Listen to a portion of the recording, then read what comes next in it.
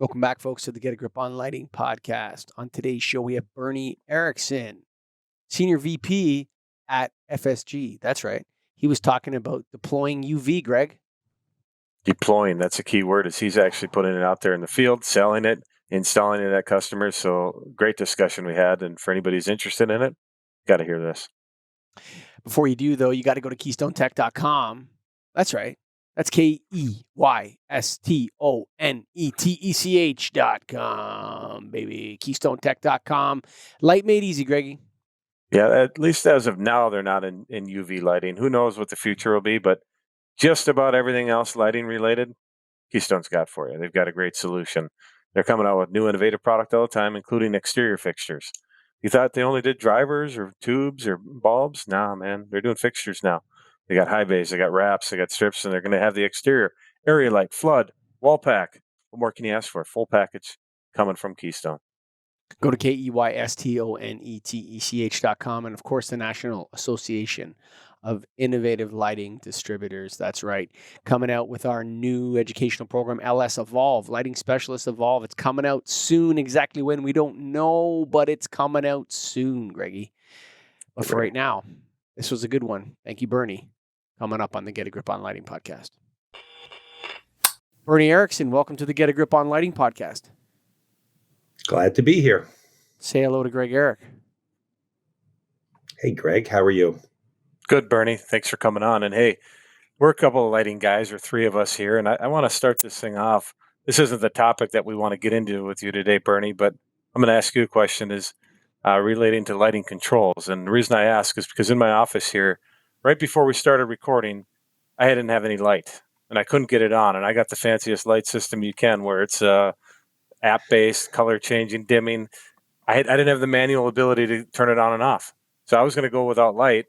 I opened my curtains, and then about 5 seconds before you guys came on, the lights kicked on. And I don't know how, I don't know what happened, but that's concerning when you buy the fanciest lighting system you can, and I can't even control it.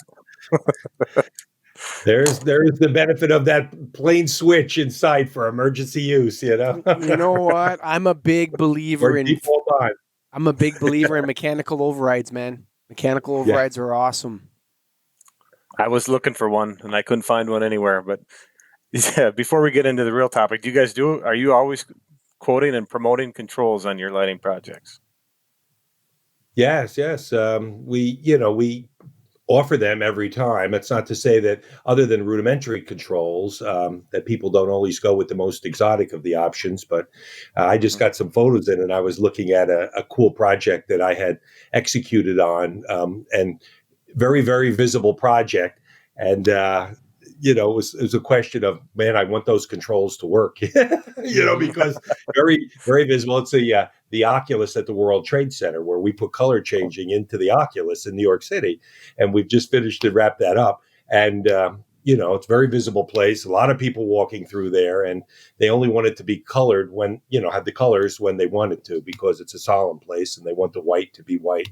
So it all worked beautifully, and it's always nice when that happens, and we have a manual switch for sure. That override, yeah. The mechanical override, bro. When you get into those complex systems, man, sometimes all you got to do is push that, and then everything goes on to that good state, nice. That on state. You got to have that, man, on a big project for sure. Gotta have it. Well, luckily mine's not a big project, and it's me, so I can live with it. But if I had a customer calling me about that, I wouldn't know what to do. So I don't know. There you go. Turn off the power and reset. I can't. There you go. Well, hey, let's get into what the real topic is here. So you guys are FSG. You've been there a long time. You have a lot of lighting experience. And I think, we've talked to a number of UVC or UV lighting experts in the field, and really haven't talked to any distributors, and want to get kind of a gauge on what you guys are doing and where it's going and where you see it as, because I feel like you guys are really one of the leaders in it. I like what you guys do on your website. You break it down, you educate people.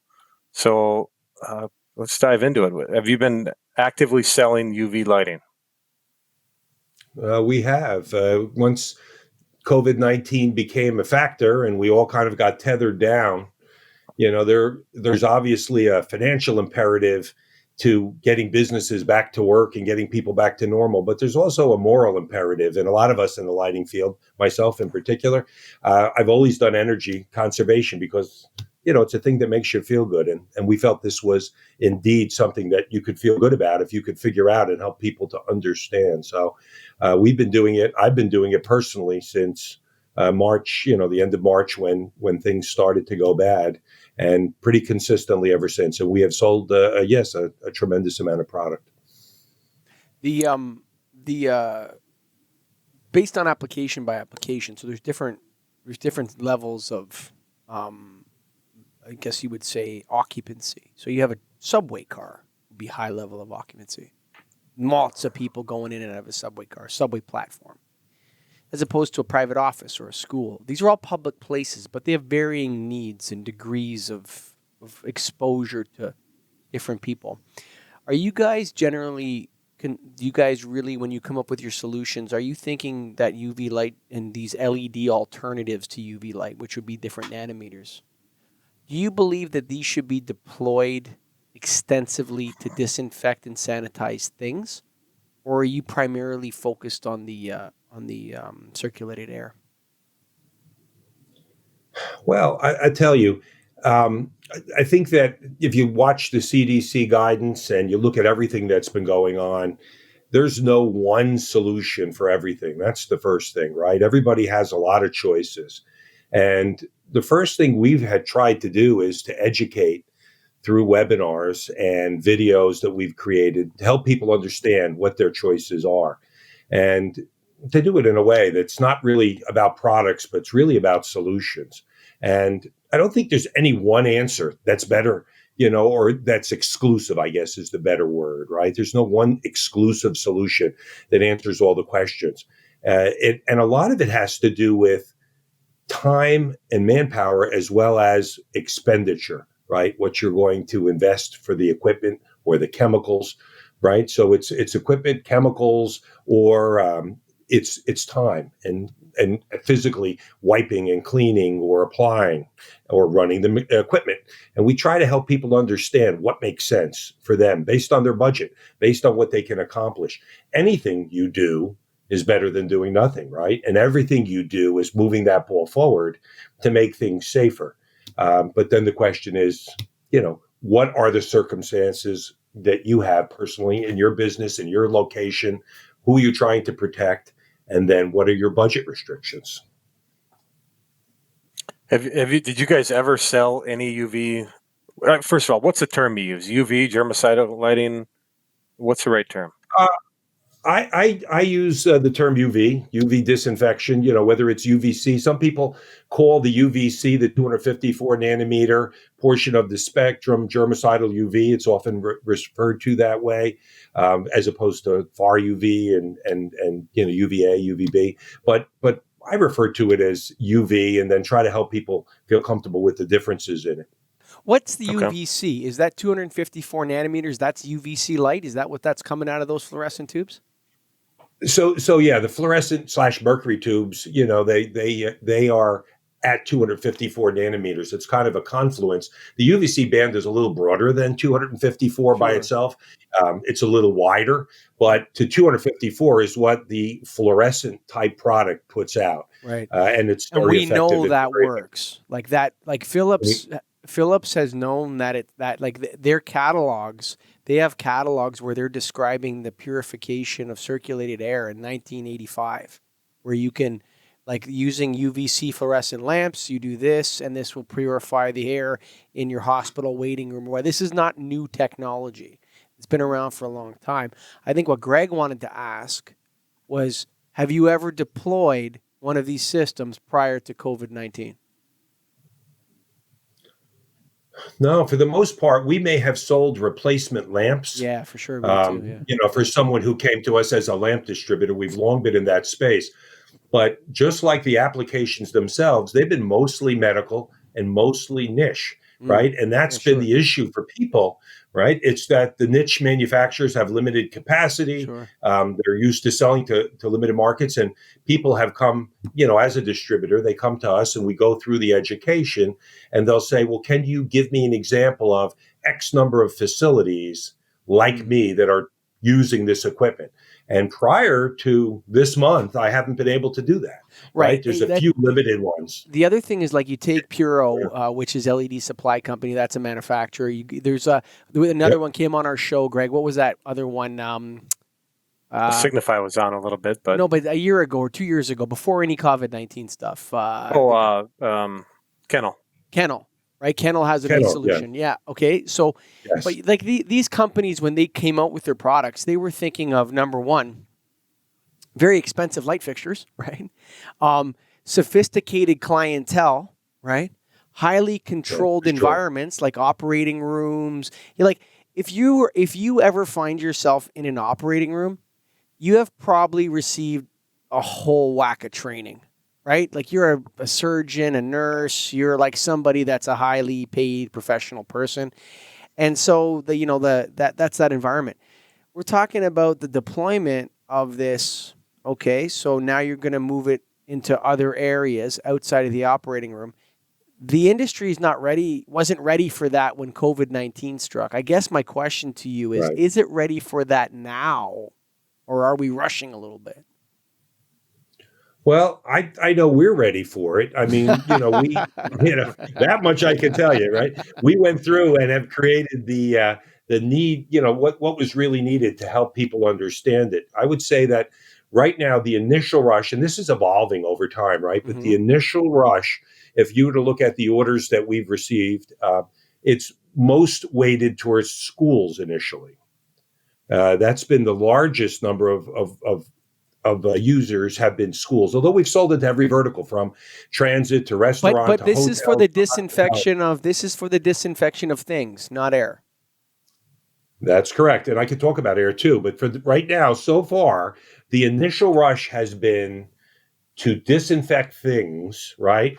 And to disinfect them as economically as people can. So the most popular of the products has been portable disinfection units because it allows people to leverage their spend, right? They can figure out their budget of time and money and what they can accomplish. And that's most of what we've seen in what I call phase one, right? Phase one was an education of the people and helping them understand their choices. And then their initial purchases have been more towards units that help them leverage their spend. And now we're already getting into phase two with those early adopters, where we're now going into the elevators, the bathrooms, the HVAC, the air, where they can spend more time. I did something right away. I've made a positive difference based on the budget. And now I'm looking at that second phase Do you look at this like, so Peter Brown, have we released the Peter Brown show yet, Craig? Did that go out when we did? No? Oh, Peter, I'm going to steal your thunder here, buddy, but thanks for telling me. Peter Brown, what we discovered when we interviewed him was that he was talking about an inversion of the 330-300 rule, right?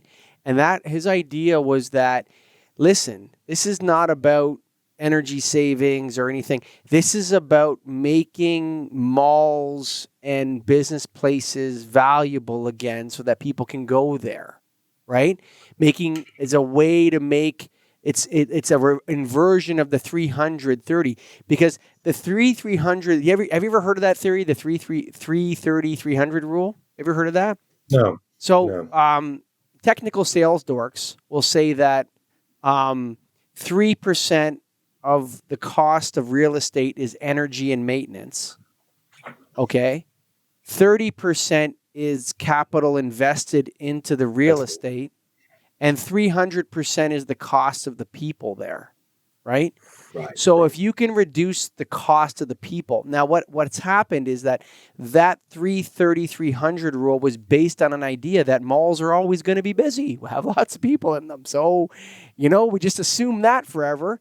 And now what the COVID-19 thing has done is inverted that. And you can't assume that people are going to go to malls anymore. You can't assume that they're going to get on trains anymore. So now you have a payback case for UVC lighting based on allowing people to feel safe reaccessing these spaces again.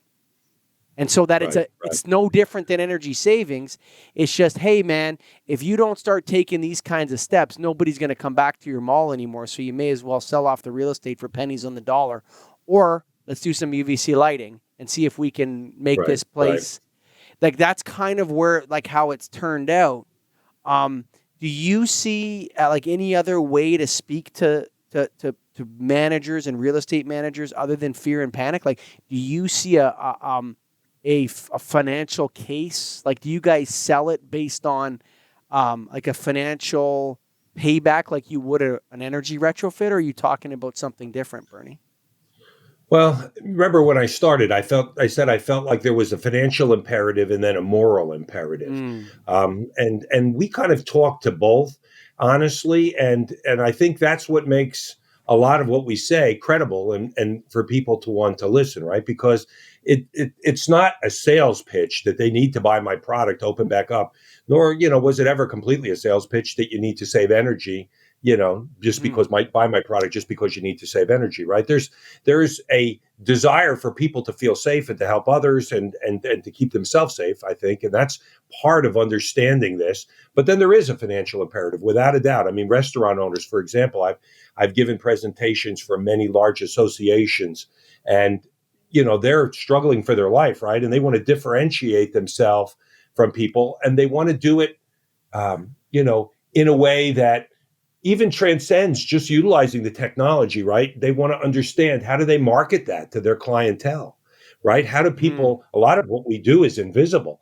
And so, we at FSG, we have a signage division, and we actually develop like kiosks and messaging and things like that for people like that, like hotels. And then also try to really get in and understand their head. What made sense? What did they have the people to do? And how is this going to help them draw someone in where their next door neighbor, maybe the restaurant, didn't do it, right? But that's not a moral imperative. What's the moral imperative?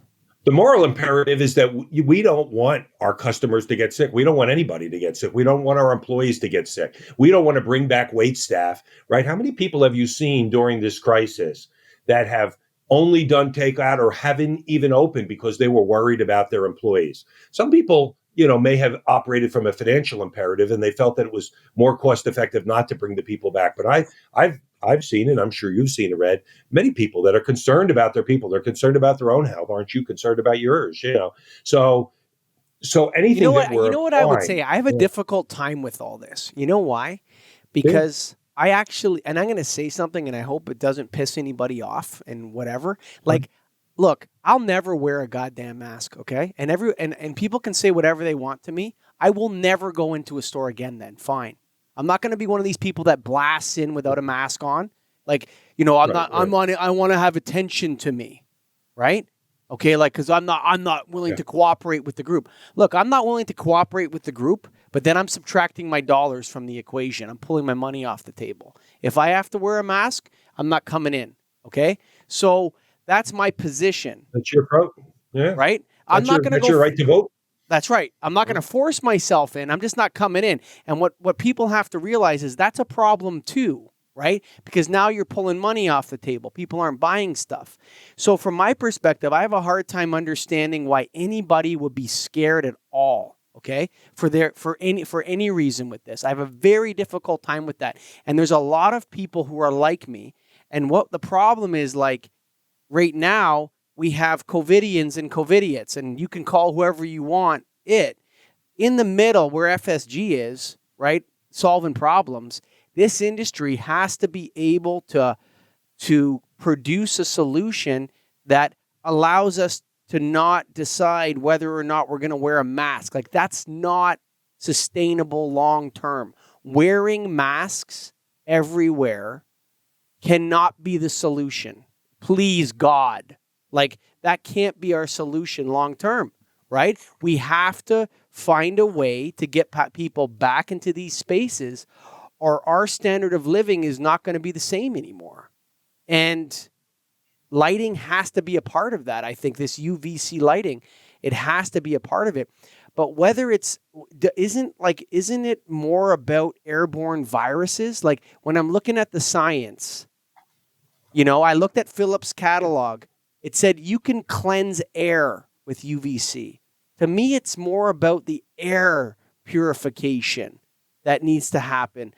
Have you guys deployed anything like that in train stations, in areas where people are congregate, massive amounts of people are going to congregate every day. Thousands and thousands of people are going to congregate. Oh, absolutely. Yeah. So that's what I call the phase 2 that we're now in the beginning of deploying. And treating the air.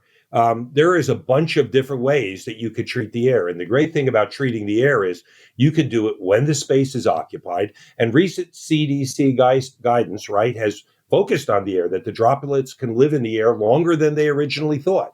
3-4 hours in the air, right? They're smaller and they remain airborne longer. And by doing that, that does give the opportunity for people to get into the restaurants when they're open and to keep those spaces safer, right? And there's 3 different ways that we're deploying in the air. We're doing upper air disinfection. The IES spent a lot of time in their webinars, and I think in one of your earlier casts they talked about the IES webinar, right? But that's been in use in third world countries for TB clinics and stuff for years and years since the 30s. Yeah. Yeah, and it's relatively inexpensive. You know, we looked at a gym, right? And we could put 2 fixtures in a typical gym with a 30-foot ceiling, and it does that upper air in that gym all the time. So it's a way for people to get back out. And then we're mounting it in the HVAC units where, you know, we could put it in there. So now it's, again, totally worry free, right? And then, you know, there's even some other technologies that go slightly off of lighting that we're selling, but that also mount in the HVAC too, that really have some amazing potential for the air. And we're selling those as well, right? So, and again, they probably don't have a place on this. It's a non-lighting technology, but you know, those are going to be the things that make those spaces habitable during the day, right? The UVC portable units are cleaning at night. That's saying that, you know, the wipe down process, you know, we know it's 350 to 400 square feet for a second pass with disinfectant. We know that you're going from 40 cents a gallon to $8 a gallon. The foggers are costing $1,500. I can give a person a solution that's cost effective, but it's still not going to keep that space safer during the day. Now we go to that second phase. We're doing the air, and we're killing the airborne particles. ASHRAE has come out in support of it, right? It's been used for many years. Yep. Everybody is on board with that. You know what the weird thing is that I had a couple calls, and I said, have you guys checked if your HVAC system already has a UVC light that you just haven't changed since it was originally installed? And actually, a lot of HVAC equipment already has UVC lights in it. Like it's not uncommon. We've been doing this forever.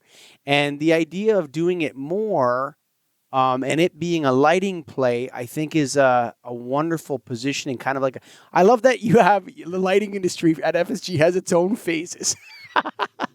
Yeah. I love that. Hey, it's the way things work, you know? Yeah. We got to move with them. We got to be aware of them because helping people to understand and helping them move forward. But, you know, a lot of that UVC that was deployed and has been deployed is an energy saving measure, right? Because deploying UVC and the downside Get out of here. How are you doing that? You got to explain that to me. Oh, typically we're seeing that we get a 15 to 30% energy reduction by deploying UVC in the HVAC. You mount it, typically the best place to mount it and where you get the savings is by mounting it on the downside of the coil. And it removes the buildup of organic material. You know, the coil is wet, mold forms in it, and bugs get in there, and organic material. And it's been a proven thing.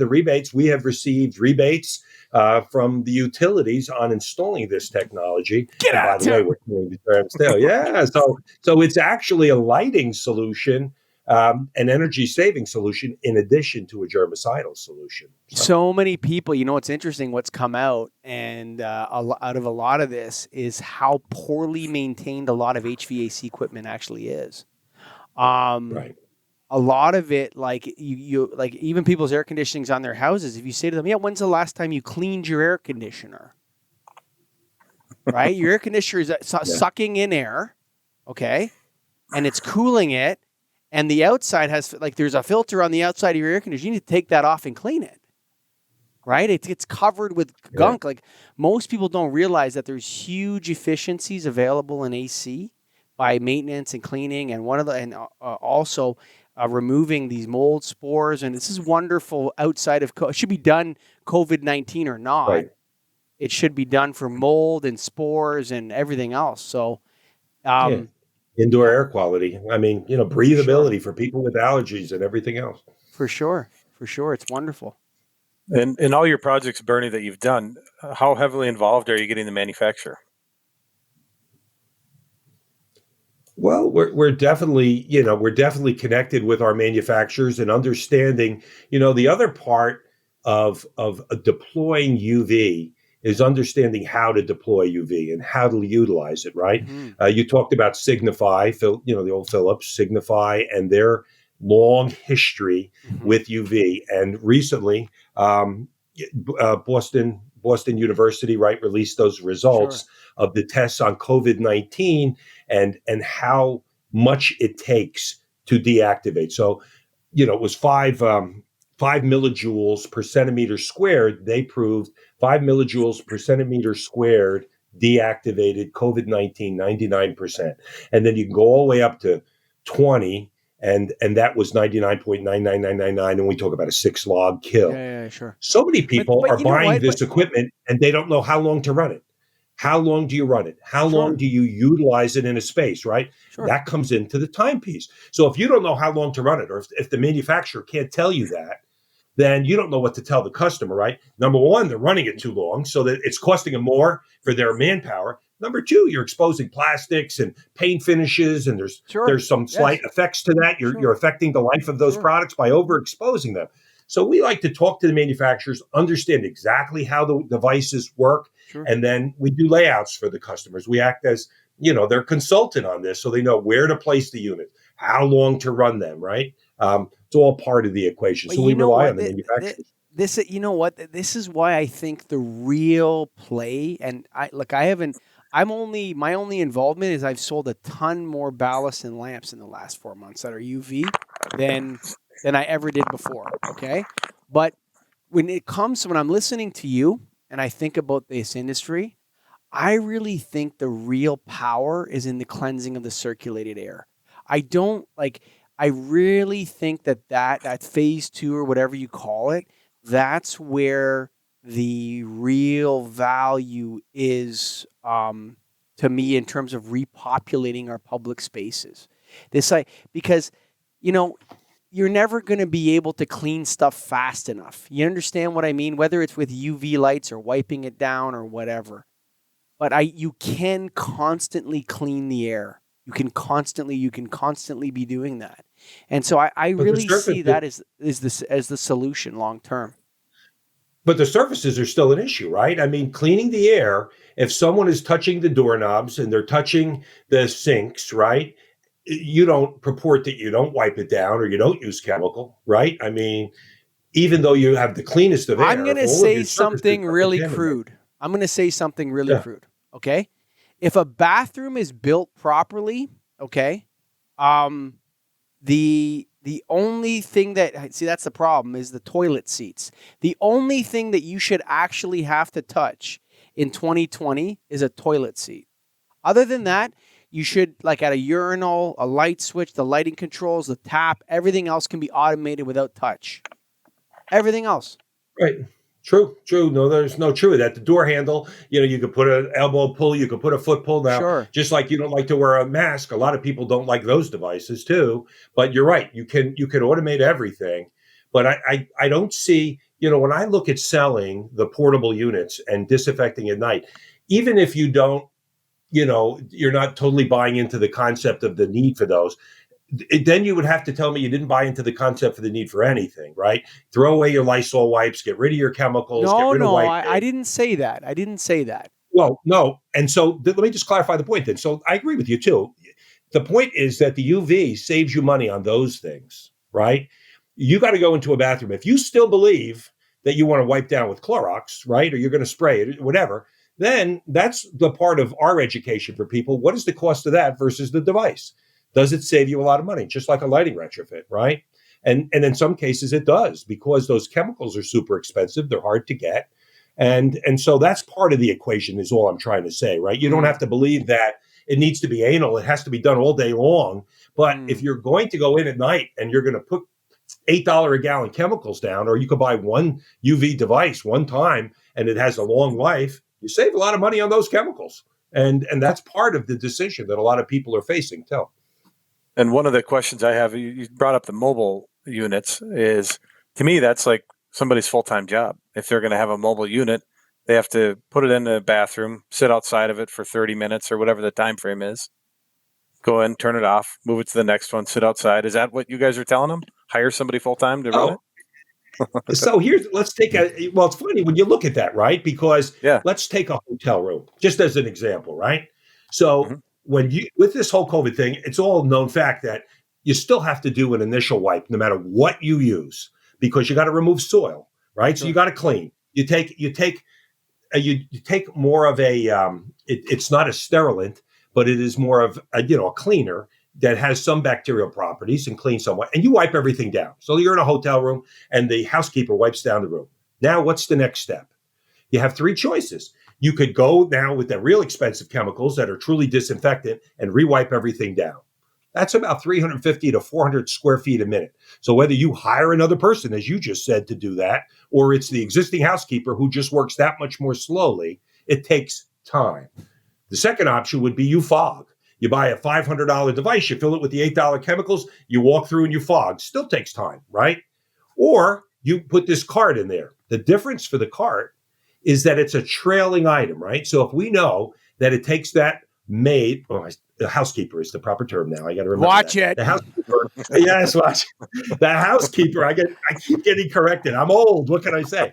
So you keep that housekeeper. We know that it takes her a half hour to clean the room. She takes this lightweight cart. She finishes one room, puts the cart in there, closes the door, turns on the remote control, goes to the next room, cleans it up, makes the bed. The cart's done, moves it to the next room. How much extra time did that take? It actually took less time than the previous two examples. It's saving you time because she doesn't have to go through and do that whole second pass with the chemical. And by the way, you've seen those blacklight videos. Yeah. What you really need, is you ever have one of those automatic vacuums that you press a button, it goes around your house and vacuums it? Roomba. Yeah. What you need is like a UV one of those suckers. And you just because that you can't leave the cart in one spot, because anywhere there's a shadow, anywhere there's something, you need something that moves around the space, right? Automatically and takes UV light everywhere. No. So number one, I'll have that cart next month. So if I'll send you some info on it. But and the trick is the battery on that. Honestly, for retail stores, we wanted to drive up and down the aisles. But yes, you need to illuminate all the areas. And so the trick is looking at the space, developing a portable cart that's 360 and allows a full dispersion of the light, right? So that we could do the bathroom and the guest room at the same time without having to move it, and know that we know it takes the 5 millijoules per cubic centimeter squared. So we may be exposing the bed and the front of the sink, and it's clean in a minute. But to get that farthest point away from the lamp where the exposure is weak but still working, we know that takes 30 minutes. So we know we could run that cart in that hotel room for 30 minutes without moving it and pretty much disinfect that whole space. And we have a software program that we do. It's like AGI 32 for the lighting world, basically, that looks at the exposure and the light and the reflectance of the surfaces and the bounce, right? Some absorb UV, some surfaces reflect UV. And it's kind of a bit of a science with that. And that's where you overexpose a little bit, but you can put, just to be safe, but you put a dosimeter card in the space or a meter in that most difficult shadowed space to see how long does it take to get to the 5 millijoules. And when you've disinfected that, everything else is clean. And that's the process. And that takes a lot of the guesswork out of it, So you don't need to tell us this. I'm sure people could find this out on your website, but a lot of distributors are going to wonder, who do you use? Do you have one primary manufacturer you go to for these items, or is every application someone different? No, we have multiple manufacturers, honestly. Some of the manufacturers, Puro, you mentioned, we sell a good amount of Puro, Cello, American Ultraviolet, Atlantic Ultraviolet, Sterile Air, Lumen Focus has great upper air disinfections. Cooper is bringing out a whole line of product that we're starting to specify. It's not yet available on the market, but it's coming out. So we sell a lot of different manufacturers, and we really look at the application. But as I say, so far this first phase, most of it has been portable carts, and now we're starting to get into the Puro F1s in the bathrooms and doing those layouts. And we have units that do sinks, we have units that do drains, we have escalator units, all different types of products that we're deploying. And how do you guys filter out the junk? There's a lot of people coming out with products. So do you guys have a standard questionnaire or process you go through to really vet every manufacturer who comes to you with a new product?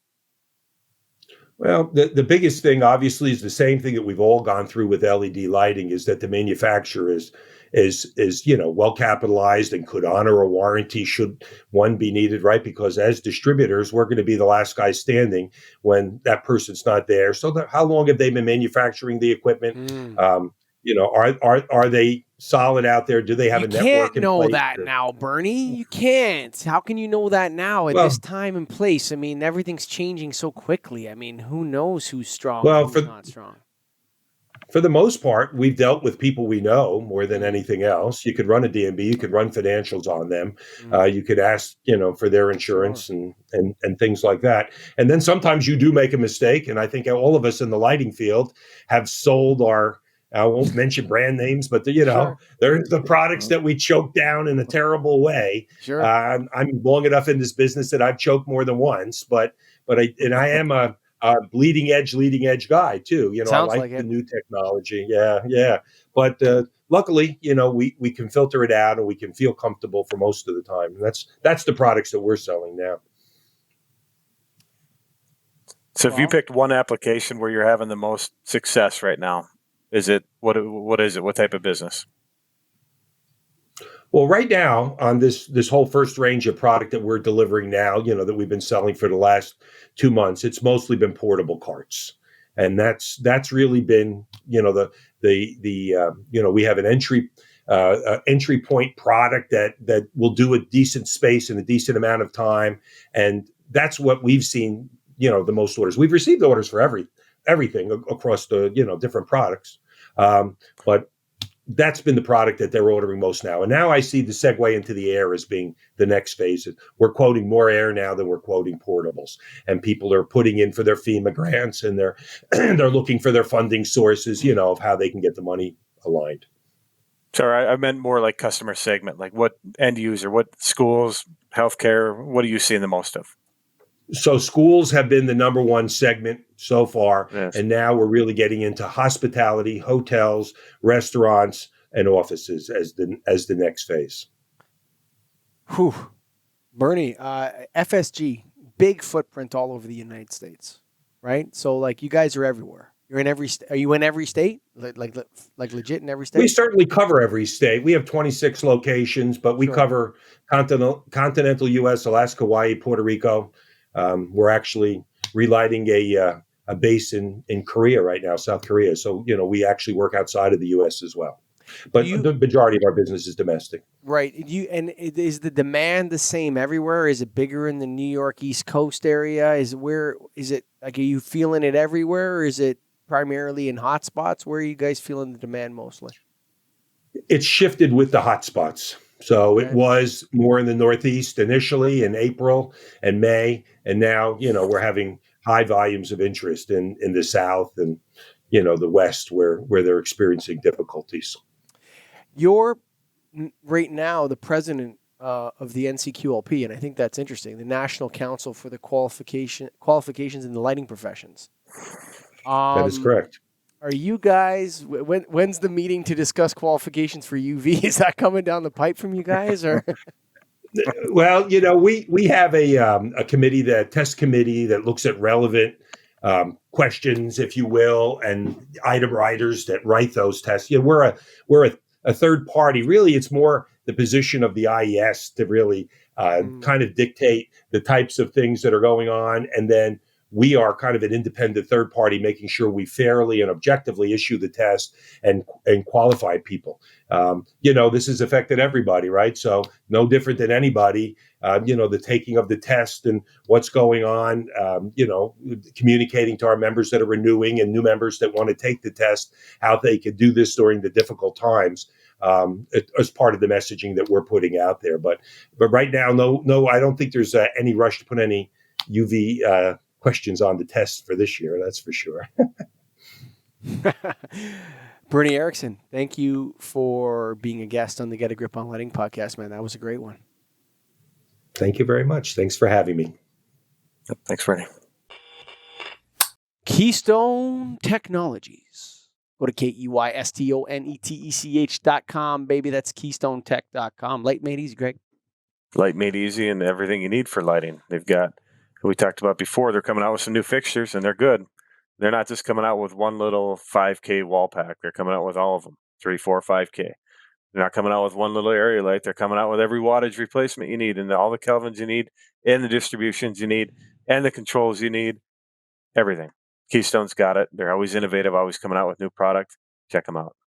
Go to KEYSTONETECH.com. That's KeystoneTech.com. Of course, the National Association, of which Keystone is a proud member. National Association of Innovative Lighting Distributors. That's nailed.org. Check it out. We got some serious educational products coming out, folks. Oh, yeah, you know it. We're going to do it right.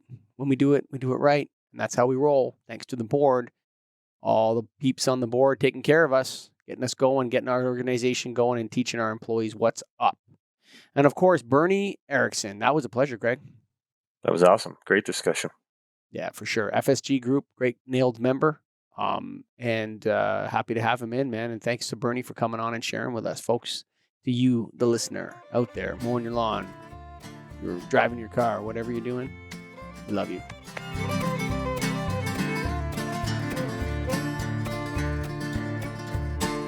Written on the rectory wall, there's a sign there for all. You are lost, Lord is there to find you.